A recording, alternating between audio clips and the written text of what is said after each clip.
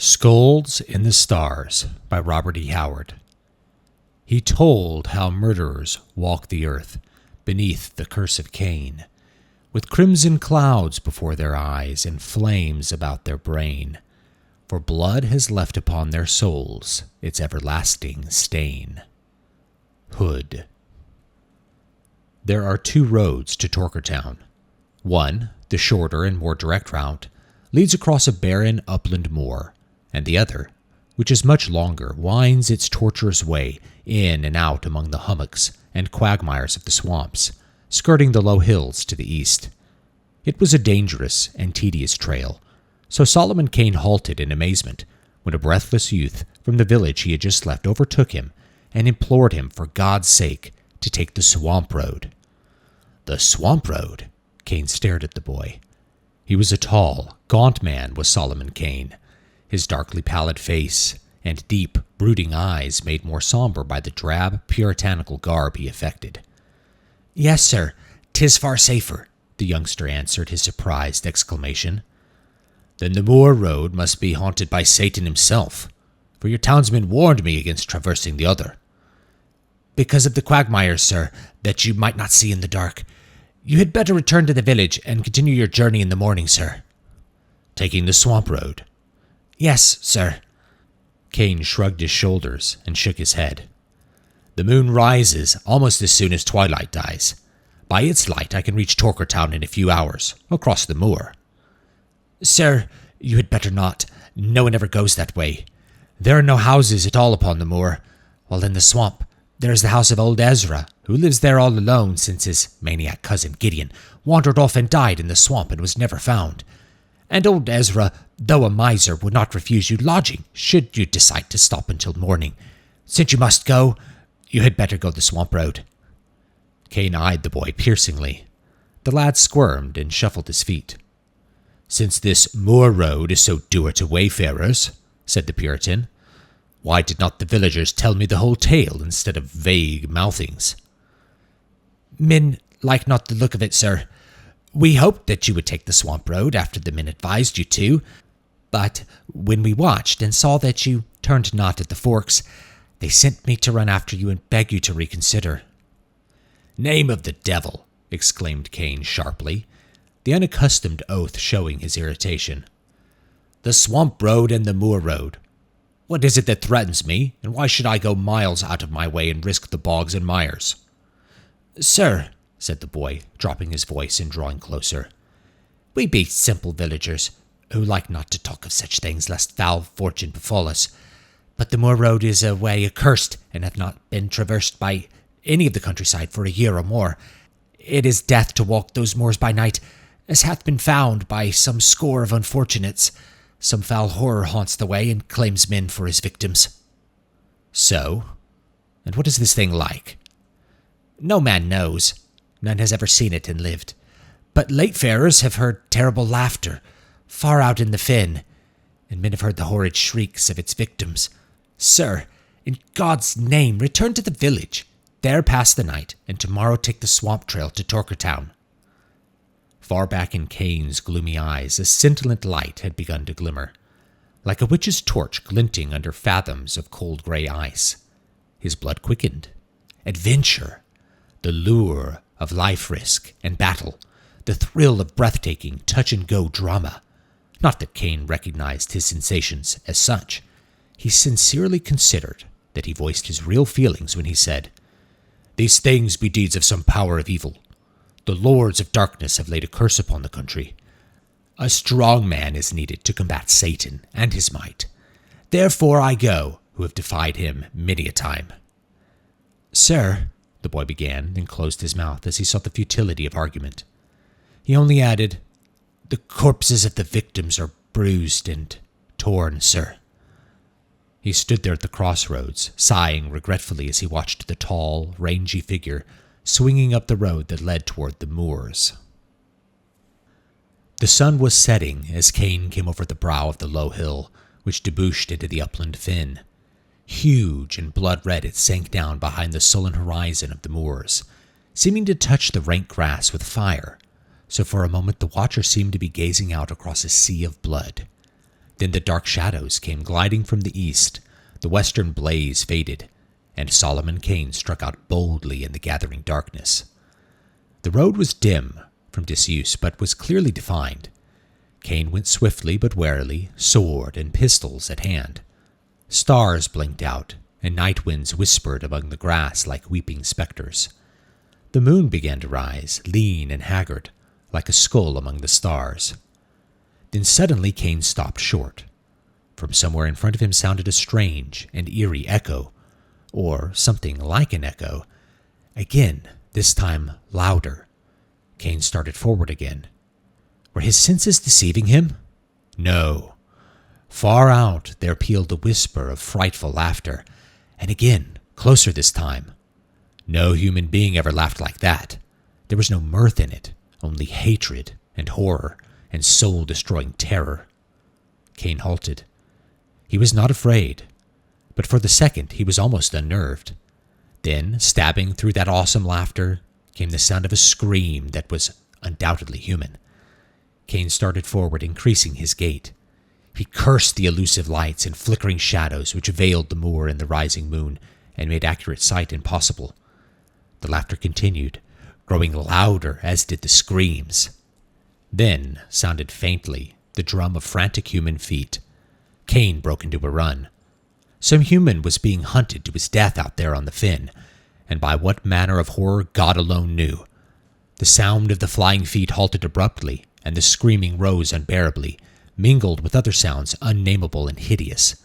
Evidently the man had been overtaken, and Kane, his flesh crawling, visualized some ghastly fiend of the darkness crouching on the back of its victim, crouching and tearing. Then the noise of a terrible and short struggle came clearly through the abysmal silence of the fen, and the footfalls began again, but stumbling and uneven. The screaming continued, but with a gasping gurgle.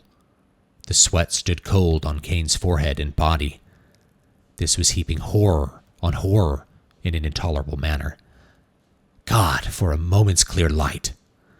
The frightful drama was being enacted within a very short distance of him, to judge by the ease with which the sounds reached him. But this hellish half-light veiled all in shifting shadows, so that the moors appeared a haze of blurred illusions, and stunted trees and bushes seemed like giants. Kane shouted, striving to increase the speed of his advance. The shrieks of the unknown broke into a hideous, shrill squealing.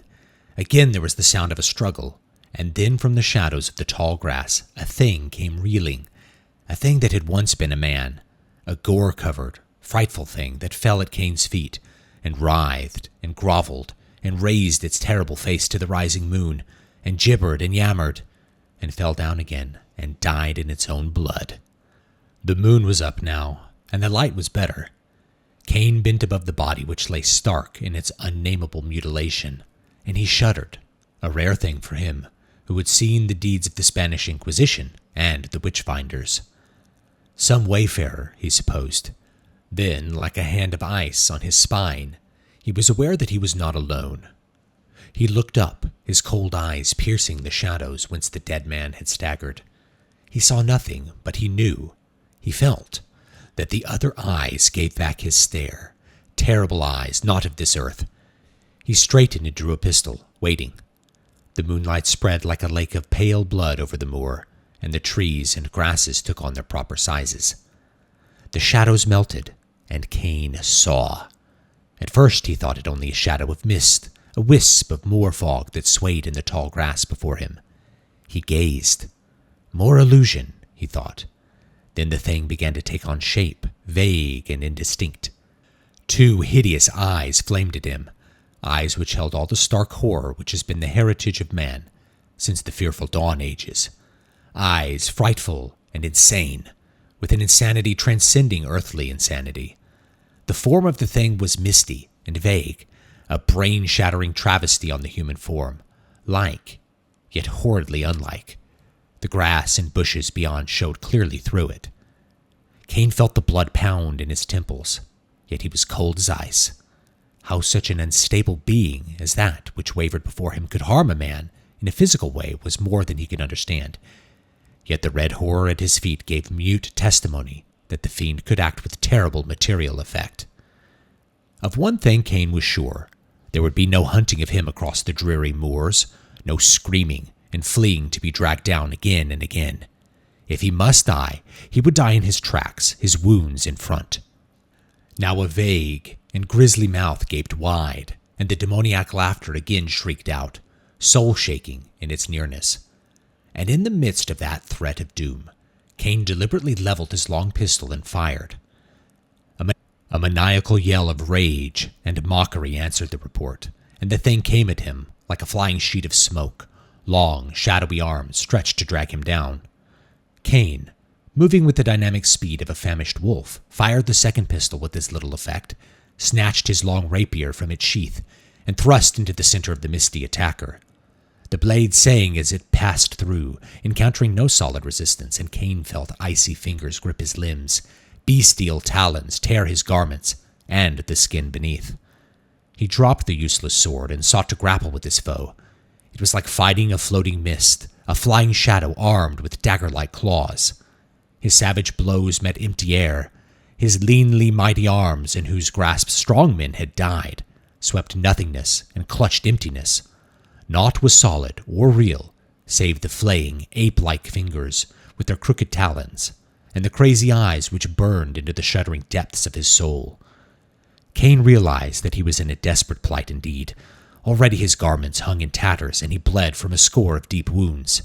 But he never flinched, and the thought of flight never entered his mind. He had never fled from a single foe, and had the thought occurred to him, he would have flushed with shame. He saw no help for it now, but that his form should lie there beside the fragments of the other victim. But the thought held no terrors for him. He only wished he was to give as good an account of himself as possible before the end came, and if he could, to inflict some damage on his unearthly foe. There above the dead man's torn body, man fought with demon under the pale light of the rising moon, with all the advantages with the demon, save one. And that one was enough to overcome all the others. For if abstract hate may bring into material substance a ghostly thing, may not courage, equally abstract, form a concrete weapon to combat the ghost? Kane fought with his arms and his feet and his hands, and he was aware at last that the ghost began to give back before him, that the fearful laughter changed to screams of baffled fury. For man's only weapon is courage that flinches not from the gates of hell itself, and against such not even the legions of hell can stand. Of this Kane knew nothing. He only knew that the talons which tore and rended him seemed to grow weaker and wavering, that a wild light grew and grew in the horrible eyes, and reeling and gasping he rushed in, grappled the thing at last and threw it, and as they tumbled about on the moor, and it writhed and lapped his limbs like a serpent of smoke, his flesh crawled and his hair stood on end, for he began to understand its gibbering. He did not hear and comprehend as a man hears and comprehends the speech of man, but the frightful secrets it imparted in whisperings and yammerings and screaming silences sank fingers of ice and flame into his soul, and he knew. 2. The old hut of Ezra the Miser stood by the road in the midst of the swamp, half screened by the sullen trees which grew about it. The walls were rotting, the roof crumbling, and great pallid and green fungus monsters clung to it and writhed about the doors and windows, as if seeking to peer within. The trees leaned above it, and their gray branches intertwined so that it crouched in the semi-darkness like a monstrous dwarf over whose shoulder ogres leer. The road which wound down into the swamp among rotting stumps and rank hummocks and scummy, snake-haunted pools and bogs crawled past the hut. Many people passed that way these days, but few saw old Ezra, save a glimpse of a yellow face peering through the fungus-screened windows, itself like an ugly fungus. Old Ezra the Miser partook much of the quality of the swamp, for he was gnarled and bent and sullen. His fingers were like clutching parasitic plants, and his locks hung like drab moss above eyes trained to the murk of the swamplands. His eyes were like a dead man's, yet hinted of depths abysmal and loathsome as the dead lakes of the swamplands. These eyes gleamed now at the man who stood in front of his hut. This man was tall and gaunt and dark. His face was haggard and claw-marked, and he was bandaged of arm and leg. Somewhat behind this man stood a number of villagers. You are Ezra of the Swamp Road? Aye. And what want ye of me? Where is your cousin Gideon, the maniac youth who abode with you? Gideon? Aye. He wandered away into the swamp and never came back. No doubt he lost his way and was set upon by wolves, or died in a quagmire, or was struck by an adder. How long ago? Over a year. Aye. Hark ye, Ezra the miser. Soon after your cousin's disappearance, a countryman, coming home across the moors, was set upon by some unknown fiend, and torn to pieces, and thereafter it became death to cross these moors. First men of the countryside, then strangers who wandered over the fen, fell to the clutches of the thing. Many men have died since the first one. Last night I crossed the moors, and heard the flight and pursuing of another victim, a stranger who knew not the evil of the moors. Ezra the miser, it was a fearful thing, for the wretch twice broke from the fiend, terribly wounded, and each time the demon caught and dragged him down again. And at last he fell dead at my very feet, done to death in a manner that would freeze the statue of a saint. The villagers moved restlessly and murmured fearfully to each other, and old Ezra's eyes shifted furtively. Yet the somber expression of Solomon Kane never altered, and his condor-like stare seemed to transfix the miser. Aye, muttered old Ezra hurriedly. A bad thing. Yet why do you tell this thing to me? Aye, a sad thing. Hearken further, Ezra. The fiend came out of the shadows, and I fought with it, over the body of its victim. Aye, how I overcame it I know not, for the battle was hard and long, but the powers of good and light were on my side, which are mightier than the powers of hell. At the last I was stronger, and it broke from me and fled, and I followed to no avail. Yet before it fled it whispered to me a monstrous truth. Old Ezra started, stared wildly, seemed to shrink into himself. Nay, why tell me this? He muttered. I returned to the village and told my tale, said Kane. For I knew that I now had the power to rid the moors of its curse forever. Ezra, come with us. Where? Gasped the miser. To the rotting oak on the moors. Ezra reeled as though struck. He screamed incoherently and turned to flee. On the instant, at Kane's sharp order, 2 brawny villagers sprang forward and seized the miser. They twisted the dagger from his withered hand and pinioned his arms, shuddering as their fingers encountered his clammy flesh. Kane motioned them to follow, and turning strode up the trail, followed by the villagers, who found their strength taxed to the utmost in their task of bearing their prisoner along. Through the swamp they went, and out, taking a little-used trail which led up over the low hills and out on the moors. The sun was sliding down the horizon, and old Ezra stared at it with bulging eyes, stared as if he could not gaze enough. Far out on the moors reared up the great oak tree, like a gibbet, now only a decaying shell. There Solomon Kane halted. Old Ezra writhed in his captor's grasp and made inarticulate noises. Over a year ago, said Solomon Kane, you, fearing that your insane cousin Gideon would tell men of your cruelties to him, brought him away from the swamp by the very trail by which we came, and murdered him here in the night. Ezra cringed and snarled. You cannot prove this lie. Kane spoke a few words to an agile villager. The youth clambered up the rotting bole of the tree and from a crevice, high up, dragged something that fell with a clatter at the feet of the miser. Ezra went limp with a terrible shriek. The object was a man's skeleton, the skull cleft. You! How knew you this? You were Satan, gibbered old Ezra. Kane folded his arms. The thing I fought last night told me this thing as we reeled in battle, and I followed it to this tree. For the fiend is Gideon's ghost. Ezra shrieked again and fought savagely. You knew, said Kane somberly. You knew what thing did these deeds. You feared the ghost of the maniac, and that is why you chose to leave his body on the fen instead of concealing it in the swamp. For you knew the ghost would haunt the place of his death. He was insane in life, and in death he did not know where to find his slayer, else he had come to you in your hut. He hates no man but you. but his mazed spirit cannot tell one man from another, and he slays all, lest he let his killer escape. Yet he will know you and rest in peace forever after. Hate hath made of his ghost a solid thing that can rend and slay, and though he feared you terribly in life, in death he fears you not." Kane halted. He glanced at the sun. "All this I had from Gideon's ghost, in his yammerings, and his whisperings, and his shrieking silences. Naught but your death will lay that ghost." Ezra listened in breathless silence, and Kane pronounced the words of his doom. "A hard thing it is," said Kane somberly, "to sentence a man to death in cold blood, and in such a manner as I have in mind, but you must die that others may live, and God knoweth you deserve death. You shall not die by noose, bullet, or sword, but by the talons of him you slew, for naught else will satiate him."